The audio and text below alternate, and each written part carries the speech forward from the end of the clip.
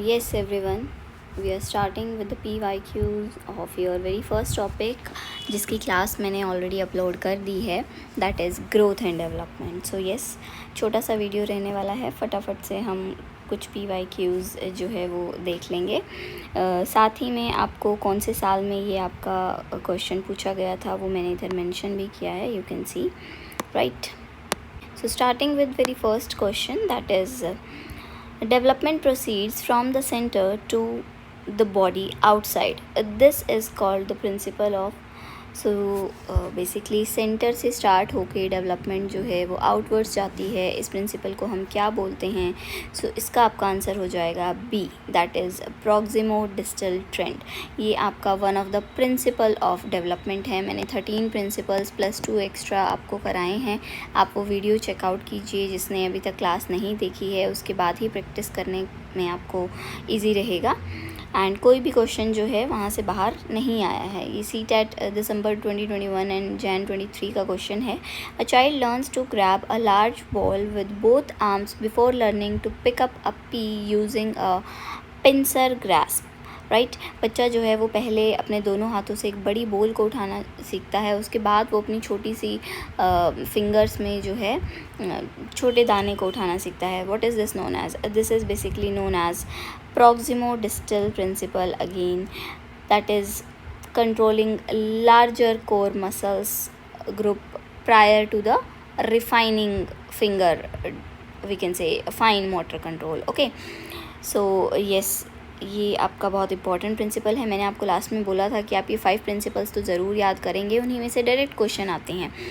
सो PYQs बहुत important रहते हैं CTET में. नेक्स्ट वन इज़ आपका दिसंबर 2019 एंड 2022 जैन का question. Cephalocaudal principle of development explains how development proceeds from. So this is basically head to toe, कि बच्चा पहले जो है वो सिर संभालना सीखता है 3 से 4 मंथ की एज पे, एंड देन 7 to 8 मंथ्स पे वो इंडिपेंडेंटली बैठना सीखता है. Okay, next one is a toddler gains physical control over their neck and head movements before achieving control over their legs and feet.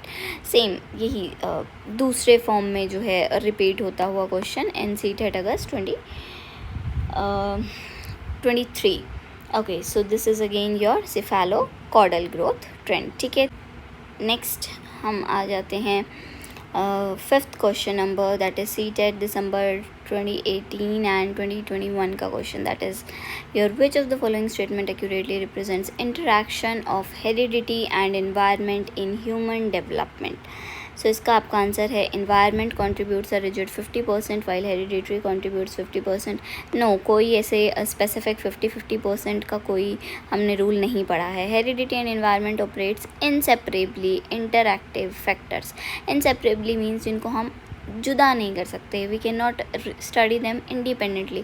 So it's correct. आपका जो development है that is basically heredity into environment. So इसके combine effect आपकी development पे आता है. So answer number B आपका correct हो जाएगा. Next one is the process of predetermined maturing unfolding of genetic deposition over time is called. So इसका आपका आंसर है मैचुरेशन. ये आपको लर्न करना है. दिस इज़ योर CTET जुलाई 2019 का ये आपका क्वेश्चन है. सो बेसिकली वही सेम क्वेश्चंस आपके जो हमने ऑलरेडी प्रिंसिपल्स में पढ़ लिए हैं. Next is every child, question number 7. Every child develops at their own unique speed yet all follow a predictable means जो हम पहले से जानते हैं structured sequence. This statement highlights which principle. हर बच्चा यूनिक होता है. Yes of course this shows the individual differences, but still आपका जो डेवलपमेंट है उसका एक यूनिक पैटर्न होगा. सो ये कौन सा प्रिंसिपल है आपका? सो this is basically your principle of individual differences.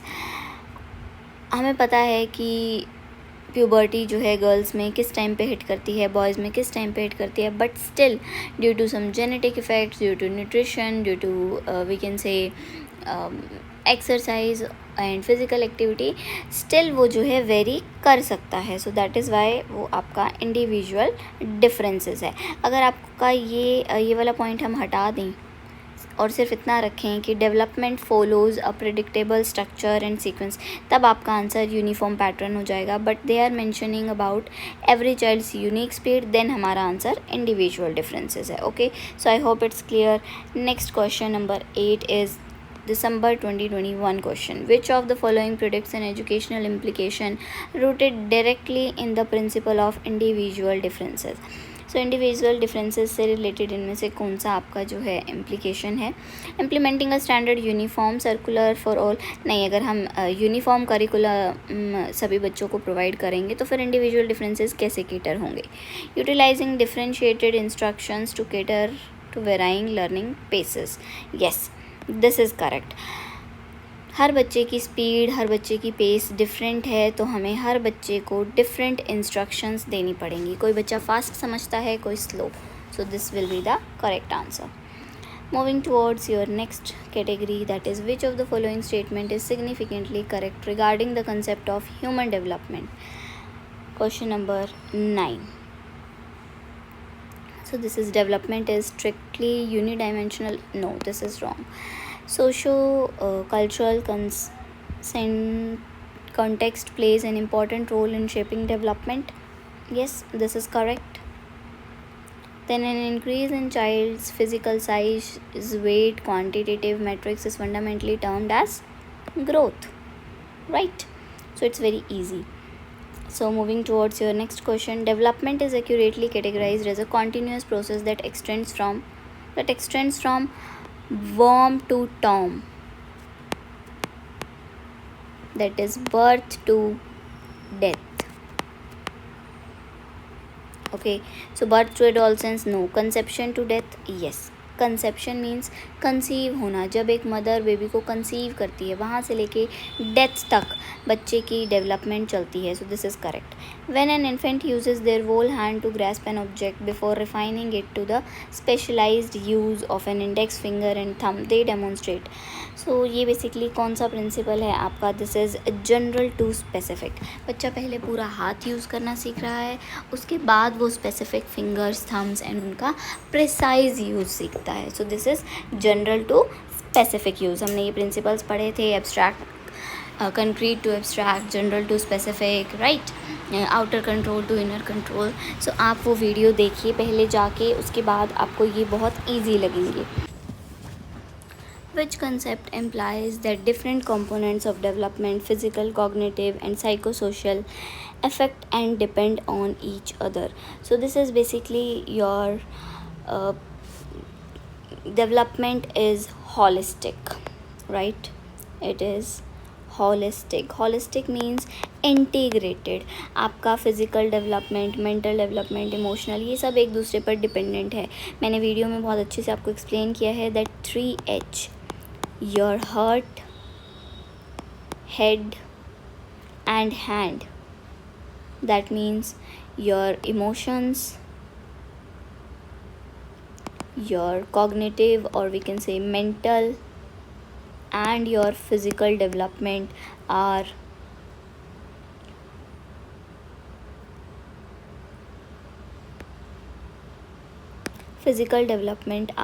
basically interlinked. Okay,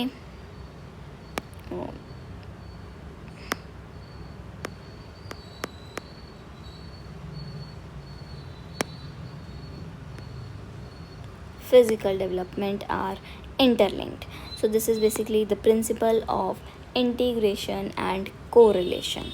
Moving towards next, the development window, famously conceptualized by psychologists as the stress period of stress and storm and stress. So yes, this is very easy. According to G. Stanley Hall, आपका जो adolescence का period है, जो puberty है, उसे हम age of storm and stress बोलते हैं, because there is hormonal storm at that time. पूरा हार्मोन्स का तूफान होता है, right. Next we have in child pedagogy, toy, play और gang age. Very very important. I have mention this. मैंने आप लोगों के लिए एक शॉर्ट वीडियो भी डाला है related to this, that toy age किसे कहते हैं, अपीलिंग एज कौन सी है, अट्रैक्टिव एज कौन सी है, एग्जिबिटिंग एज कौन सी है. सो ये आपका टॉय या प्ले एज हम बेसिकली चाइल्डहुड को कहते हैं. So this is your early childhood and later childhood. Okay, yes. Okay, now basically ये भी आपका सेम ऑप्शंस हैं, but toy and play age is for early childhood and gang age is for later childhood. उन्होंने respectively word use किया है, सो आपको इसका बहुत अच्छे से ध्यान रखना है. Don't get confuse between these two options. Next we have during the stage of infancy, that is 0 to 2 years.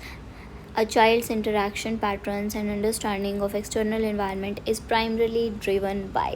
कौन जो है बच्चे को इम्पैक्ट डालता है बिल्कुल बेसिक उसका इन्फेंसी स्टेज पे, that is sensory experiences and motor actions.